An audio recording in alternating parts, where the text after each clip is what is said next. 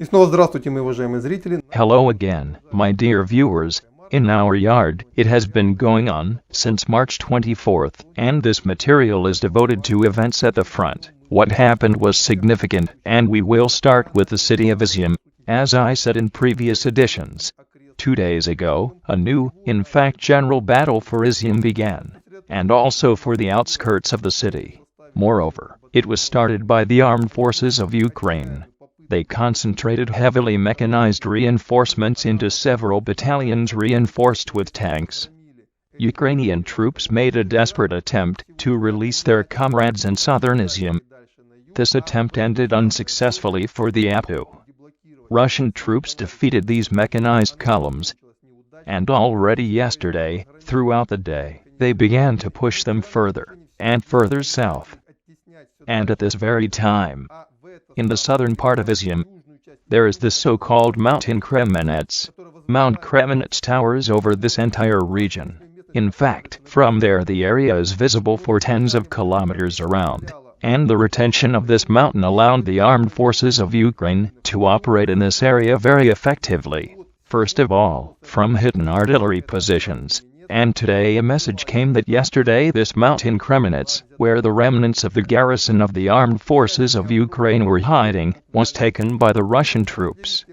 After that, the entire line of defense in the area literally crumbled, because the artillery fire was no longer corrected, and the troops that moved to the counterattack were fragmented.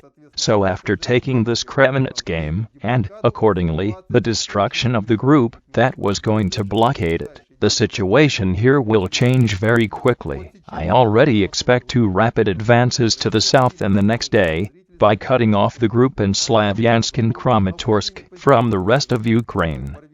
And my respected viewers report that from Prvomaiski, from Lazovaya, to strengthen positions in the area presumably Barbankovo, somewhere along this line, new reserves have come forward. And here, it is assumed, the next day the battles will begin, the main goal of which will be to go to the flank and rear of the grouping of Ukrainian troops in the area of Slavyansk and Kramatorsk. But for this it will be necessary to bring down some barriers, and, first of all, most likely, it will be necessary to introduce a rather serious battle for Barbankovo. This settlement has been turned into a rather serious fortified area of the armed forces of Ukraine. Of course, there will be attempts to keep certain frontiers, but the outcome of the battle was already a foregone conclusion yesterday when the Russian armed forces took control of Mount Karamators in the southern part of the city of Izyum. In fact, for last night and for this morning, this is the main news. The next news, which also came this morning, this is the sinking of one of the Russian amphibious assault ships in the water area of the port in Berdyansk. Russian system shot down another Taka missile U over Berdyansk, but its remnants fell on the ships unloading in the port. 3 Russian amphibious assault ships stood there at the same time. Let me remind you that today Berdyansk is one of the main rear bases of the Russian group, which is advancing along the Zaporozhye-Donetsk line, and a fire started on one of the ships. And so that there would be no detonation of ammunition, it was decided to flood it right at the quay wall. The remaining 2 ships were lightly damaged, went to sea, and for some time the port in Berdyansk ceased to be the main logistics base. In fact, this is quite a big success for the armed forces of Ukraine. Perhaps the biggest success in terms of the use of Tochka operational tactical missiles. You also, taking this opportunity, I want to immediately develop another, and now the myth of official Kiev propaganda. This is supposedly the encirclement of Russian troops in the area of the city of Irpin, Bucha, Gostomel. Naturally, there is no encirclement, and was not even planned, and this myth began to be inflated against the backdrop of ongoing fighting in the area. Intense artillery fire allowed official propaganda out of Kiev invent another fake to destroy the Russian troops in this region.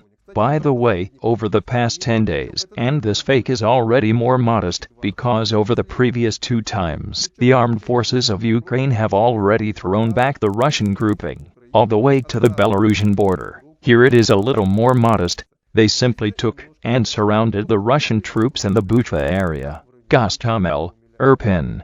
The offensive operations of the armed forces of the Donetsk People's Republic in the direction of Horlivka also continue.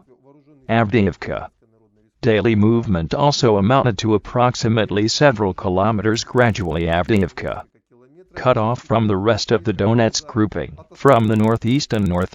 I also expect new data today regarding the advancement of the troops of the Donetsk People's Republic in this direction. I also watch the direction of Kurakovo, where the offensive operation also continues, now the Russian armed forces. That's all for now on this topic. The next military report should be in the evening. Goodbye. Времени. До свидания.